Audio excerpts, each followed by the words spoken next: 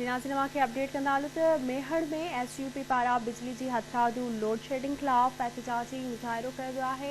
अवांखे ॿुधाईंदा हलूं त मेहड़ में SUP पारां बिजली जी हथरादू लोड शेडिंग खिलाफ़ एहतजाजी मुज़ाहिरो कयो वियो आहे। अवांखे हिकु दफ़ो ॿीहर ॿुधाईंदा हलूं त मेहड़ में SUP पारां बिजली जी हथरादू लोड शेडिंग खिलाफ़ एहतजाजी मुज़ाहिरो कयो वियो आहे।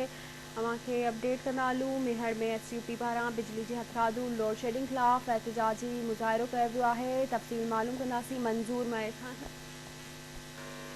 जी मां तव्हांखे ॿुधाईंदो हलां त मेहड़ में सिंध यूनाइटेड पार्टी पारां गुज़िरियल 5 ॾींहनि खां मेहड़ में हथरादू लोड शेडिंग वाधू ऐं डिटेक्शन बिलनि ख़िलाफ़ एहतजाज जारी आहे। अॼु 5 ॾींहं एहतजाज जे सिलसिले में सिंध यूनाइटेड पार्टी जे अॻवाननि सिकंदर सोडर, हाजी खान मारफाणी, हमी सुमरो ऐं ॿियनि जी अॻवानी में एहतजाजी मुज़ाहिरो करे सेपको गेट आॾो अलामती बुखड़दार जारी रखी। उन मौक़े ते हिननि दोलनि शरनाइनि ते सेपको अमलदार वॼाए सेपको अमलदारनि ख़िलाफ़ अनोखो एहतजाज कयो ऐं दौल शरनाइनि ते हथरादू लोड शेडिंग वाधू बिलनि ख़िलाफ़ सख़्तु नारेबाज़ी कई।